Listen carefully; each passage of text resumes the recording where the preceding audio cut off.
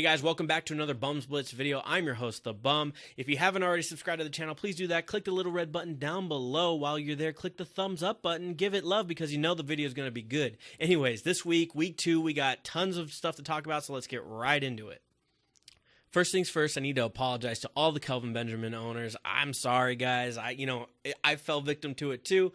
I thought that the pitch count may be a little bit real, plus the fact they're playing Denver with those cornerbacks.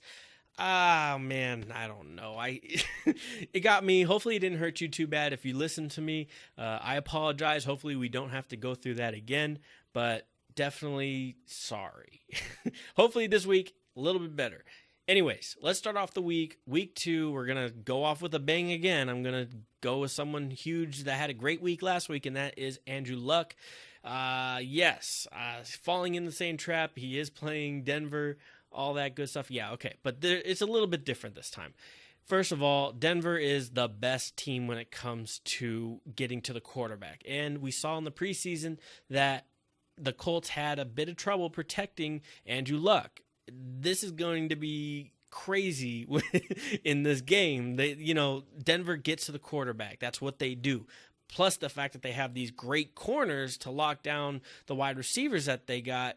It's just Andrew Luck is going to have to make a play with his legs, and I'm not sure that that's going to go very well against this defense. So definitely someone to look out for this week. I'm not telling you to sit him for like a guy like Dak or Osweiler, those kind of guys, not Alex Smith. I'm not trying to tell you to do that. But what I am trying to tell you is if you got a guy like, Matthew Stafford or Eli Manning, now those are guys that I may sit him for this week because those guys, probably will have a pretty good week.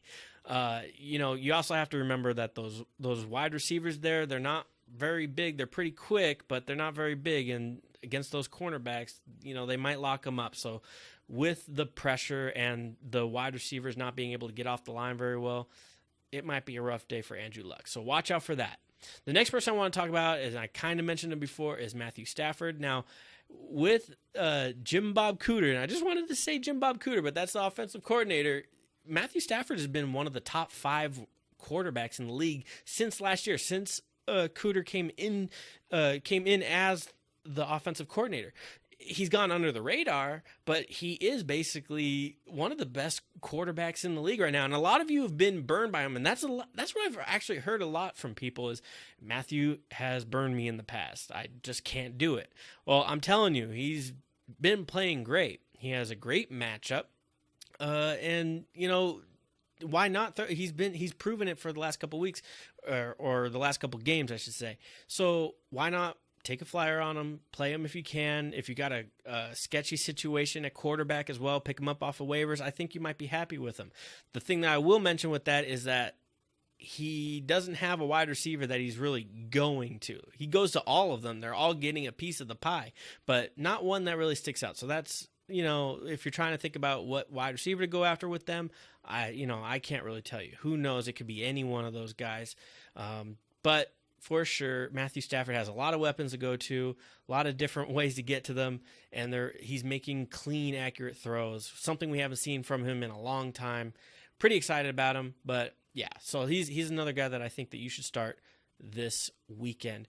So the next person I want to talk about, and it's may not go well, but it's Gurley. I don't know, man. If you watch that offense this Monday, it was pretty bad. It looked like a high school team, and a lot of people have said that, but it just was so bad. I'm in LA, and it was hard to watch, So, man, if they can't prove that they could throw the ball, all right, teams are just going to crowd the line, and Gurley just cannot do that. And it takes a special human being to get around all those people at the line, and there's really only one human being that can do it. It's Adrian Peterson, even though he had a rough time with it this week. Don't panic on him, by the way, just adding that. But Todd Gurley, they're going to stick with Keenum. The situation isn't going to get any better in Seattle. It's going to be a bad day for Todd Gurley. I would sit him. There's guys like D. Will and C.J. Anderson. If you were lucky enough to pick him later on and he's stashed on your bench, C.J. Anderson will play. Melvin Gordon, another guy that you should be playing.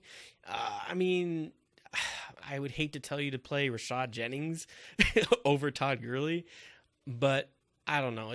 It would really depend on what's going on. I don't do that. I'm just talking out of my. I think that Rashad Jennings is going to have a nice day, but still, it's going to be rough. I would think about if you have any of those guys stashed on your bench, go use them. I'm not talking about some scrub. You still pick this guy in the first round, but if you have a better option with a better matchup, maybe think about going for it. The next guy I want to talk about is Devonta Freeman. Definitely worry about him. Trade him as soon as possible. I've mentioned this before in my past videos, but I do believe that he will not keep this job for that long. If he does, it will be a split, and it already looks like the split's happening. Coleman is eating into his carries and even having a better time with it. Freeman, since last year, his yards per carry is at like 2.8 or something, and every time Coleman touches the ball, it's like 5 yards. So there's a big difference there. They really like Coleman. They're going to get him the ball more often, and if he can hold on to the ball, then I don't see how he doesn't hold on to the job. So definitely watch out for that. The next person I want to talk about is Rashad Jennings. I also told you that I think he'll have a nice game. New Orleans, not the best matchup. There's going to be a lot of offense in this game, and that means Rashad Jennings will be involved. They showed that they want him to be their lead back. There's obviously some timeshare there with Vereen and whoever else is there. I don't know. They have a bunch of guys. But definitely Rashad Jennings is the guy they want to get the ball to, and they focused on it. So it looked good last week. He scored some points, so that could be a nice play this week with an even better matchup. So, all right. The next one. God, I'm picking out some crazy players this week. The next matchup I got is Jordy Nelson. Now, Nelson... it's a rivalry game against Minnesota. Minnesota has some really good cornerbacks over there. They've got speed. Just in general, rivalry games are usually lower scoring type games. I really do believe that because of how good the corners are there and the defense in general there, it's going to be more of a dump off type of game or short pass type of game, more of a Cobb and Adams type of game than a Nelson. Nelson could really screw this whole prediction up by just, going up for a long touchdown, jumping over somebody. But that's what you get from Jordy Nelson each week. That's his thing. So definitely he could really screw me over. This one probably has the most probability to mess up my whole day.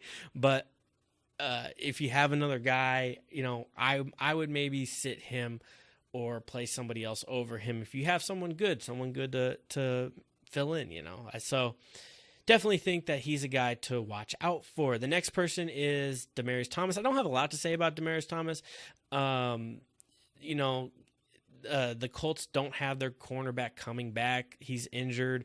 So that's not a thing, but but Dem has been injured himself, and we don't really know his status. And, it might take him out if he does play, it might take him out of the game here and there. So that's a little bit of a scary play right there. So I suggest maybe sitting him, guys like Macklin, Kelvin Benjamin, stuff like Willie Snead. I don't know. Whoever you might have, I might think about playing him over Dem. So the other person I want to talk about right now is Mohammad Sanu. Now, Mohammad Sanu is going up against a team that just gave up, a ton of points, a ton of yards to a number 2 wide receiver in Willie Snead. So Sanu, he's just as talented, I believe, and the game is gonna probably be a shootout as well. Sanu is a nice deep play, especially in like dailies. If you're doing that sort of thing, I think that he could have a real big game. They're gonna focus a lot of attention on Julio, obviously. So Sanu will be someone who will have to come up big for them if they plan on winning the game. And those are my boys. So I hopefully they get him involved, the running game involved, and they could get a win this week. So yeah. Anyways, the next person I want to talk about is a tight end that really screwed me over last week, giving me a big goose egg, and that's Barnage. Oh, man, the dude. But the good thing is RG3 is out, so that kind of is in his favor. And, McCown is his boy, basically. When McCown is throwing to him, he's one of the best tight ends in the league. I think he was like number 3 or number 4 tight end when McCown is in. So that's a nice little bonus for Barnage. You know, he screwed you over last week. I think this week he may have a touchdown in him. So play him if you're scrambling for tight ends. It was not a good week for tight ends last week. Trust me, guys. I know, but I think he will pull out a touchdown for you this week. And then a defense I want to just cover for real quick, and it sort of goes to my point with Jordy Nelson, the rivalry game type of deal, but also the fact that they don't have any quarterback, and it's the Green Bay Packers. The Vikings don't have a great quarterback. That's what I meant. But the Green Bay Packers, you know, they're not bad on defense. I think it may be a closer game. Even if it's not a closer game, that makes it even better for the Green Bay defense, because I'm assuming they'll be the ones that are winning, and it'll force the Vikings into throwing situations which they're not that great at. So I definitely think that in a deeper league, or if you're spot starting defenses, Green Bay might be a defense you want to pick up.